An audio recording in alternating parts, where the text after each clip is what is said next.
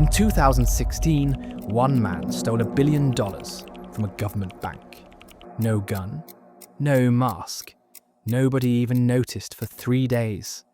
And he was never caught. Thursday night, a man sitting at a computer in an unknown location pressed enter. And in that single moment, nearly $1 billion began disappearing from one of the world's most secure banking systems.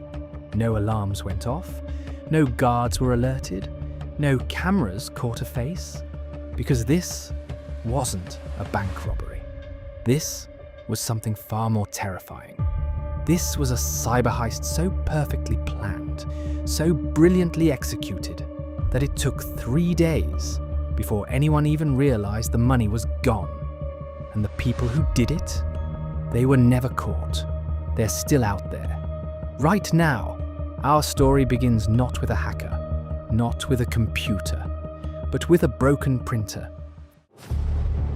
February 5th, 2016, Bangladesh, the central bank of an entire nation.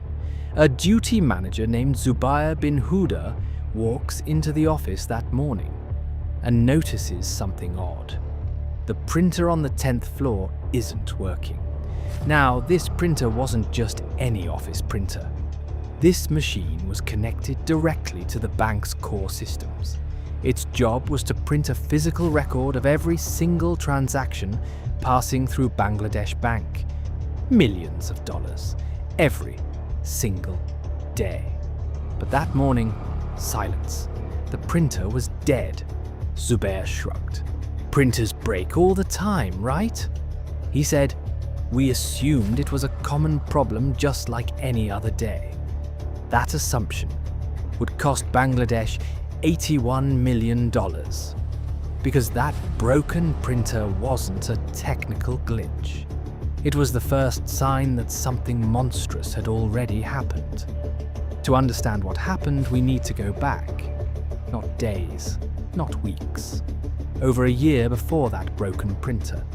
Because the people behind this heist didn't wake up one morning and decide to rob $1 billion. They planned it, methodically, silently, for over 12 months. The group is known only as the Lazarus Group, named after the biblical figure who rose from the dead, a reference to how their computer viruses keep coming back no matter how many times they're killed. Who are they exactly? The FBI believes they are state-sponsored hackers working directly for the government of North Korea. Let that sink in. A government hacking banks, not for intelligence, not for war, but for money. Why? Because North Korea was broke. International sanctions had cut them off from the global financial system. Kim Jong-un needed cash for missiles, for nuclear programs, for his regime's survival.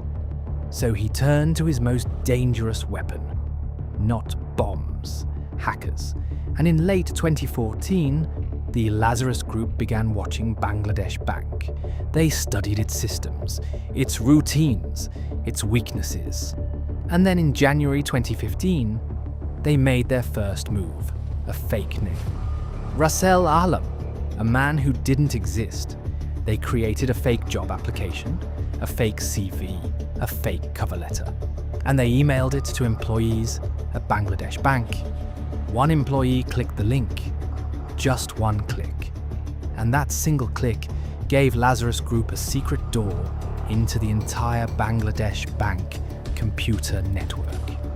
For the next year, they were ghosts inside the system, moving silently from computer to computer, learning passwords, watching transfers, mapping the entire financial architecture of a national bank. And nobody knew they were there. Now, here's where this story goes from impressive to absolutely genius. The Lazarus Group didn't just want to steal money. They needed to move it across continents without anyone stopping them. So, they exploited something called the SWIFT network. SWIFT stands for the Society for Worldwide Interbank Financial Telecommunication. In simple terms, it's the secret highway that banks use to send money to each other internationally. If you have ever wired money abroad, it used SWIFT. Every major bank in the world is connected to it.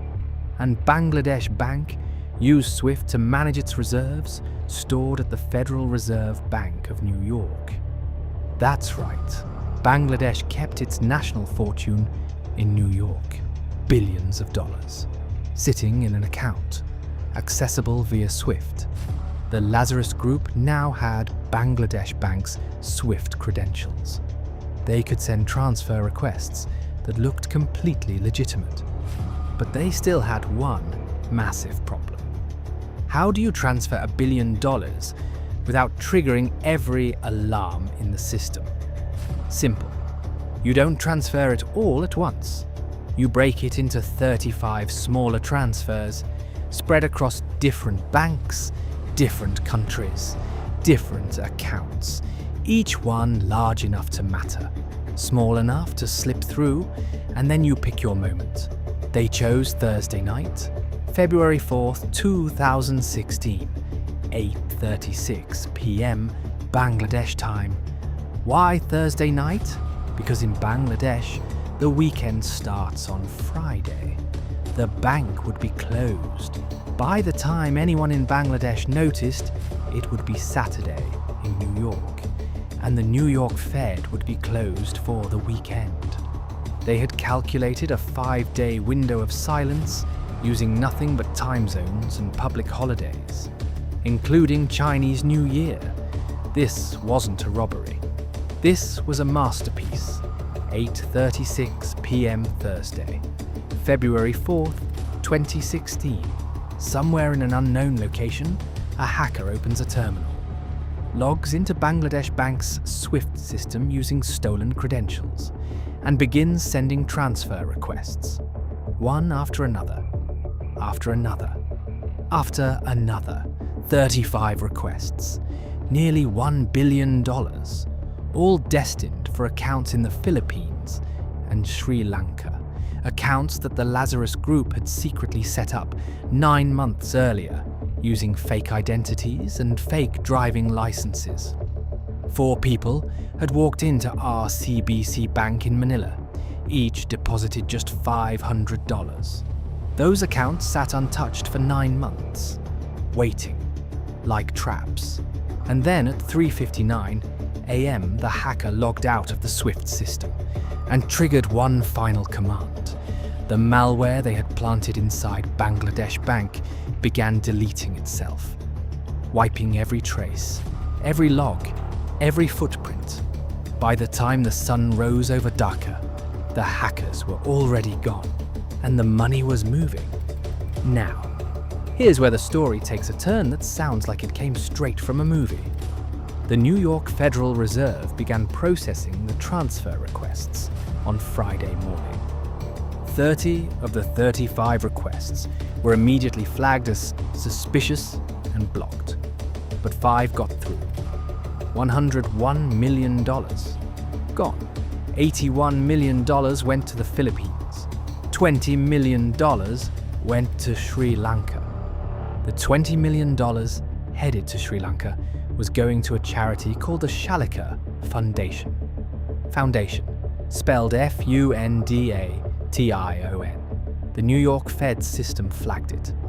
Not because of the amount, not because of the account, but because of that one missing letter. One typo, one human error, $20 million frozen. Returned to Bangladesh.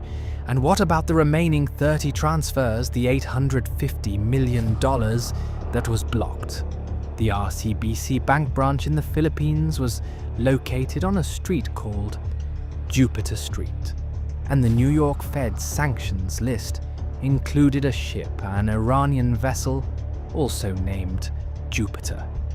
The automated system flagged Jupiter as a potential sanctions violation and blocked all 30 remaining transfers. $850 million saved.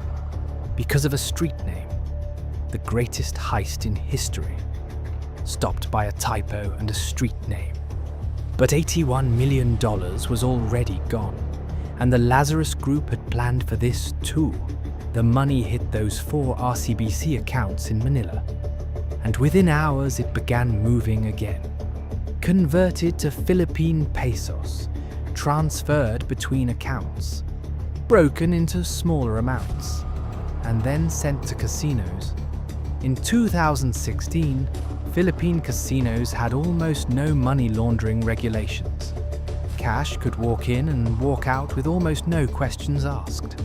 The Lazarus Group's money mules walked into high-end Manila casinos. They gambled. They bought chips. They cashed out. The dirty money became clean casino winnings.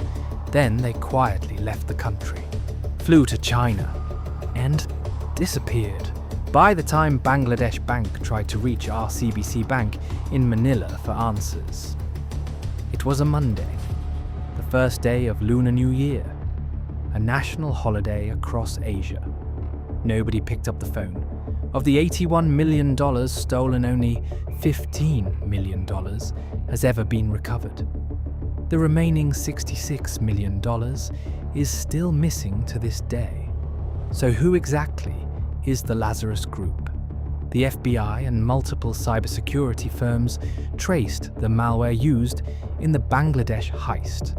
They found identical code used in the 2014 Sony Pictures hack, a hack the US government officially blamed on North Korea. They found IP addresses linked to North Korean servers. The Lazarus Group had hit banks in Ecuador, Vietnam, Poland, India, Taiwan, and Russia. All swift attacks, all in the tens of millions. In total, they are believed to have attempted to steal over $1.2 billion across multiple countries. Not for personal gain, for Kim Jong-un, for North Korea's nuclear program, for missiles. Hit like, subscribe, and tell us in the comments what mystery we should uncover next. This is Dark File.